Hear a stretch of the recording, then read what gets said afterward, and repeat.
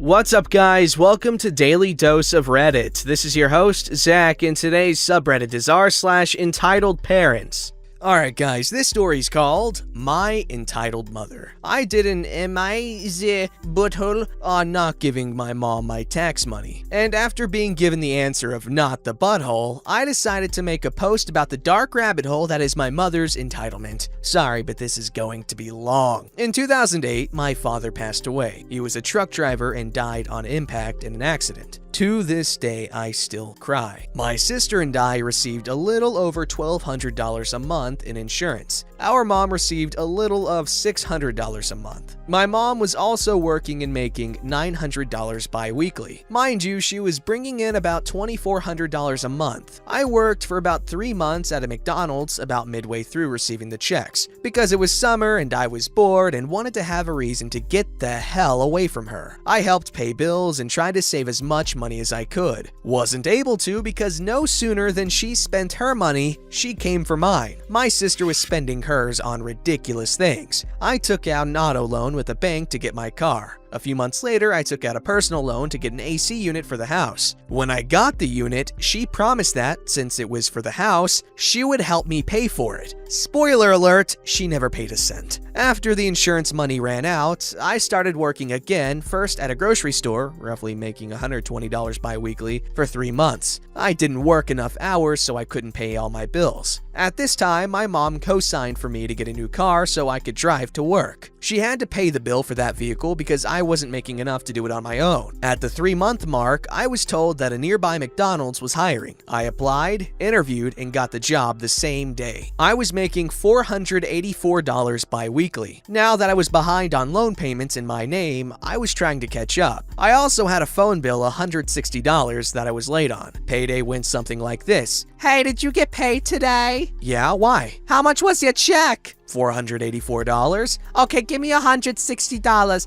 I gave your sister some money because she needed it and I need it back. You do realize that I have to pay the bank for my car and the unit. I also have to put something on my phone bill to keep it on. I've been paying the bill on the car you're currently driving. You owe me. I wasn't able to make those payments because I wasn't scheduled for enough hours to make enough money. I still helped pay bills. Just give it to me. Why would you give sister money anyway? You know she never pays you back. She needed it. Rolling my eyes, whatever. Don't pay your phone bill right now. Just give that money to me. Me internally, might as well just let the damn thing go off. This happened every payday. After 3 months of working at McDonald's, I got scouted by a new business owner. Not a pyramid scheme, he needed a CSR, or customer service representative, to handle current client insurance payments while he tried to get more clients. I freaking loved this job. My boss was nice and let me be on my laptop so long as my calls for payments were made, and I put it away as soon as someone walks in. He even paid for lunch and let me choose where to eat sometimes. I made $620 bi-weekly working for him. He would send me home an hour early if it was a slow day. For instance, I worked from 8:30 a.m. to 5:30 p.m. On slow days, pretty much every day, because he just started his business in that area, I got to go home at 4:30 p.m. I would ask if I should do anything else before leaving, and he would say, "No, I got it. Thanks and have a good day. See you tomorrow." As soon as the payday came, however, my mom increased the amount she wanted. I still made sure to pay bills. One thing she did, however, ticked me off. At this time, my sister was living with us with her husband. They promised to give my mom some money in rent and pay a couple of bills. Now, remember the time I gave you. My mom's shift was from 7 a.m. to 2 p.m., Tuesday through Thursday,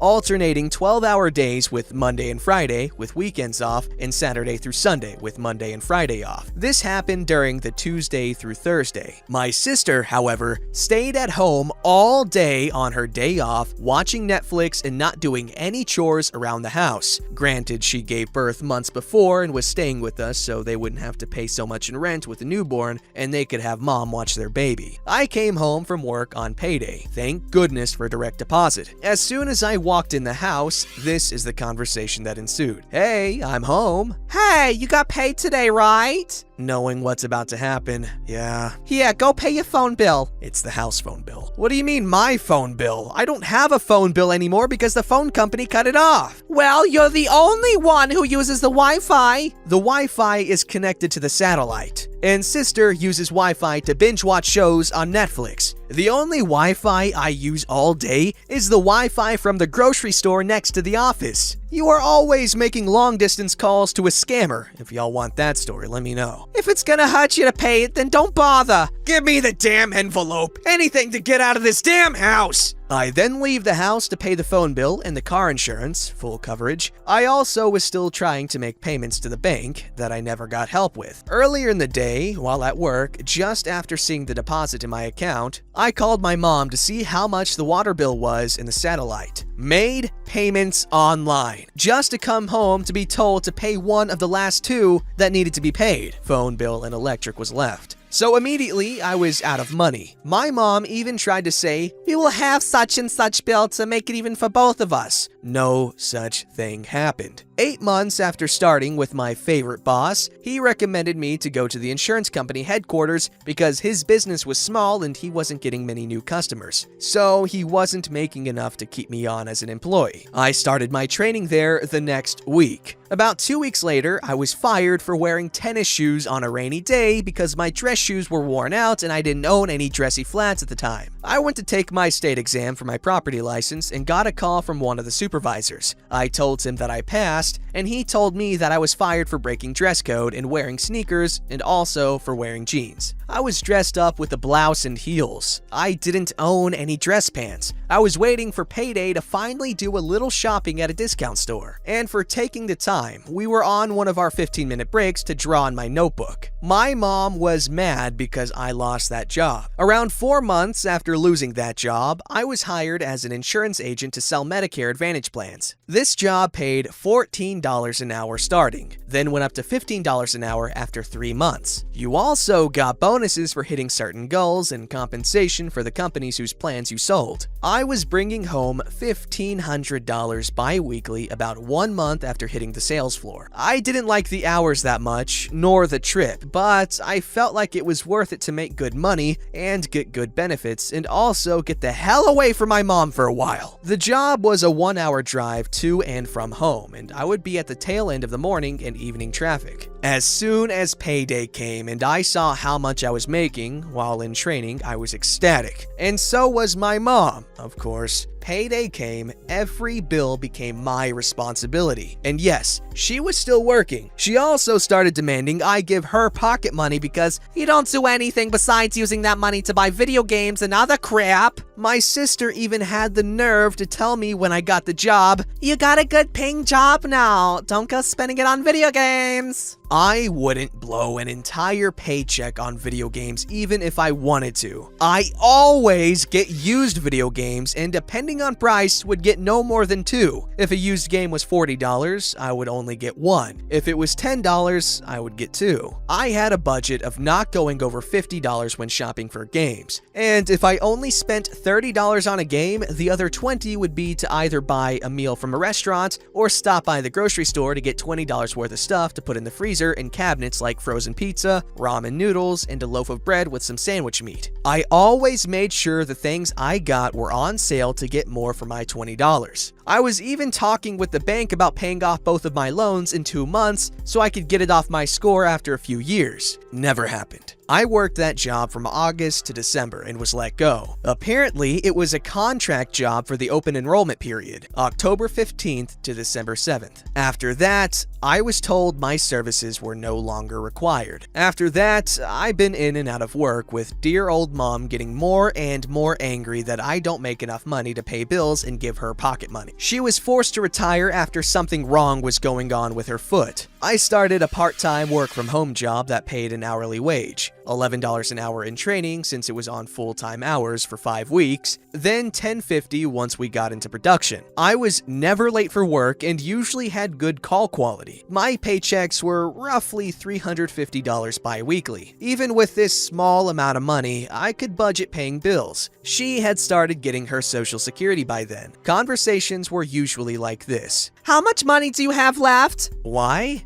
Because I need money and you owe me for all the help I gave you while you were trying to get your insurance licenses. I paid you back for that and then some. I don't owe you. Well, you don't do anything else around here besides be on that computer. This is literally my job, to be on the computer working. You don't pay any bills that I need help with. Lie. The satellite is on because I paid with my previous paycheck. Don't you remember you came in here bugging me about whether or not I called it in? I also paid the water bill online because they charge a convenience fee and I remember it. Well, give me the money for the phone bill and I'll go pay it. I don't have cash on me. My paycheck went direct deposit. Then go to the store and take it out of the bank. Can't do. I've already taken my last 15-minute break of the day, and I still have a few hours left in my shift. I'll go pay it myself after work. You are always crapping me. You know I don't have any money and you won't give me any. You get Social Security. What are you spending the money on besides the insurance you're legally obligated to have and our car insurance? $211 and some change. I can't pay bills and give you pocket money because then what will I have when I'm in between paydays? Nothing. And you huff and puff when I ask for $5 for gas to go to the gym. And don't forget the full-on power trip when I need a $45 phone card for a busted phone that's well overdue for an upgrade that I would have a heart attack to get because I don't have the money. Well, then you need to change jobs to something that pays more. I'm tired of being broke. So am I, and we'd have a little if you'd show some damn restraint instead of acting like a bloodhound every time my payday comes around. How about you call that youngin' of yours who clearly owes you money from all the time you gave it to her, and have her give it back. Do the same thing you do to cousin who pulled a cut and run action on you after paying for work to get done on the house. And harass her. No, you're too busy trying to do whatever with what money I make.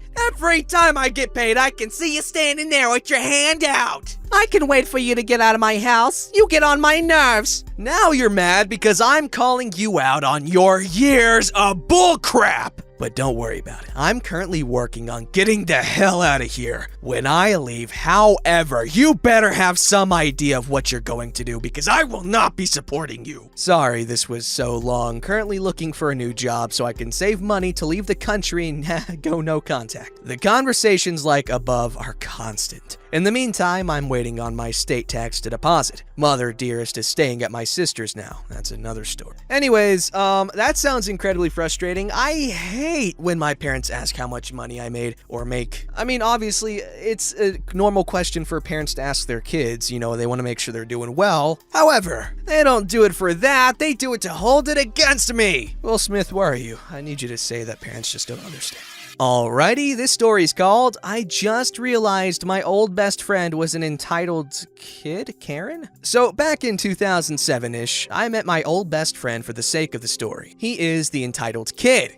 And I recently cut ties with him after realizing how entitled he is, especially since he doesn't come from a rich family. Sorry if this is short, it's mostly just recounting of events. So for his dad's birthday, his family invited my family, by the way I'm also a male, to this steakhouse near us. But freaking entitled kid was a picky eater and made his parents beforehand drive to Burger Bing and get him nuggets and fries. This is essentially all he ate from ages 4 to 12. So my family arrives first and we wait for them, and lo and behold, at this expensive ass steakhouse, they walk in with the Burger Bing box. And keep in mind, at this time he was around 9, but looked 14 because of height. So we are eating top tier steaks and getting stared at by people noticing this kid eating King Burger. But that's it for the first part. Now for part 2, the part that made me hate his existence. So he is 3 months older than me. I'm 15. He cheats on all his exams and work and school. But surprise, surprise, for his freaking birthday, his parents bought him several airsoft rifles, 4 Xbox games, a gaming chair, and a $50,000 brand new BMW. But what made me annoyed about this is we found out that his parents did overtime for a year and got second jobs just to afford this. and he wasn't even grateful. Oh man, that makes me sad. People with the most usually aren't grateful for what they have. And you can't really blame them because that's just how psychology is. That's how your brain works. When you can't afford anything, everything is a treat. When you can afford everything, nothing's a treat. Your satisfaction with what you buy gets diluted amongst all these unnecessary things you have. So from what I've learned, a simple life is often the most satisfying and fulfilling. That's why there's so many millionaires and billionaires that live in just normal houses, because you know they can afford way more, but they just want to keep it simple. Don't forget to like, subscribe, and hit that bell to never miss an episode.